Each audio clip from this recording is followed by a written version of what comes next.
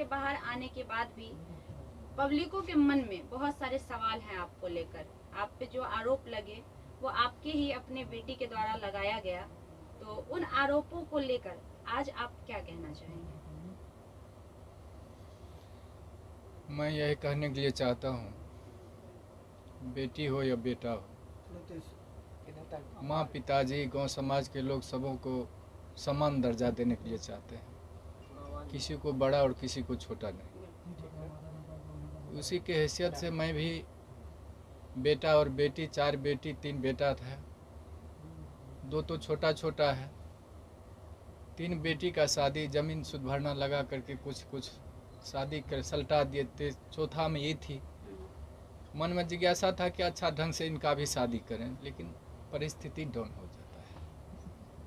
उस परिस्थिति लेकर के जिद भी कर दी कि मैं ग्रेजुएशन करूंगी तब पिताजी मेरा शादी कीजिएगा।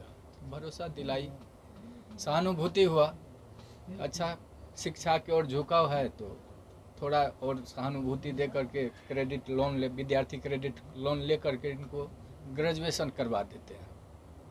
शिक्षा का विनाश नहीं होता है। मैं यही चलते उन पर सहानुभूति रखा और जहाँ जहाँ सोचे साइड बिजनेस थोड़ा लगा देते हैं, जीविका से जुड़ा दिए। गांव समाज में 10 ठो समूह चलाएगी, उससे जो होगा आगे विकास, बुद्धि भी विकास उनका होगा। सेप्स ऑफ कंपनी से भी जोड़ा दिए थे। वहाँ जहाँ जहाँ अररिया मीटिंग होता था, पूर्णिया मीटिंग होता था, गाड़ी ड्राइव कर करके इस अवस्था में उस बेटी को हमने पहुँचा था।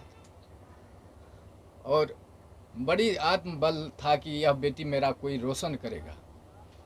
लेकिन दुर्भाग्य था मेरा ही दुर्भाग्य है, वह बेटी आज मेरा कहीं का नहीं रखा। साल भर जेल में सड़वाया, कानून का शरण लिए, लोअर कोर्ट रिजेक्ट किया जज साहब, वकील साहब, हाई कोर्ट में बेल फाइल किया गया, लेकिन सत परेशान होता है, पराजित नहीं होता है। हाई कोर्ट में बेल फाइल हुआ, वकील साहब शिवानंद बाबू, वकील साहब अजय ठाकुर, हाई कोर्ट से रिजेक्ट भी करवा करके किसी तरह से बेल का अनुसंधान जारी किए कि ऐसा जो भी परमात्मा का मौज हुआ, इन लोगों की सहानुभूति मिली। आज साल भर भी जेल से में भी शिवनंदन बाबू की सहानुभूति वर्णन नहीं हो पाता है। वहाँ जेल गेट पर भी पहुँच करके इन्होंने पिता का रोल अदा किया कि अब बंदी मेरा है, अधीक्षक साहब यह बंदी मेरा है, इसको कोई तरह का तकलीफ नहीं होना चाहिए। अहम भूमिका को शिवनंदन बाबू पहुँचाइए और साल भर के बाद बेल लिए। आज उन्हीं का कृपा है कि घर में मुझको नहीं रहा गया। जब बेटी कहा कि यह इसको मैं देखना चाहता हूँ कि आजीवन जेल में यह रहे, तो मेरा दिमाग नाच गया कि क्या हो रहा है। फिर भी एक शिक्षाप्रद कहानियाँ थी। एक बिच्छू जब पानी में डूब रहा था तो साधु महात्मा पार हो रहे थे, वह बिच्छू को बचाने के लिए अपने हाथ पर लिया। बिच्छू 2 बार डंक मारा, डंक को सह कर करके महात्मा ने वह बिच्छू को पार लगा दिया।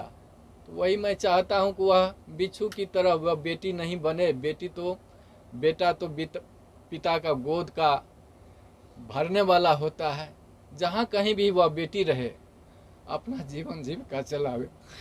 और मैं क्या बोल सकता हूँ वह पिता के दर्जा में। ऐसा नहीं है कि समाज के सारे लोग सिर्फ आपको ही आरोपी के नजर से देख रहे हैं। कहीं ना कहीं दूसरे वर्ग के लोग ऐसे भी हैं जो आपकी बेटी को भी आरोपी के तौर पे देख रहे हैं, क्योंकि गलती की शुरुआत कहीं ना कहीं आपकी बेटी से होती है, अगर शुरू से देखा जाए पूरा मामला का तो। लेकिन जैसे ही आपके आते ही एक बार आरती ने फिर से सवाल शुरू कर दिए, तो आरती के लिए आज आप क्या कहेंगे? वो आरती की मर्जी है, जो करावे।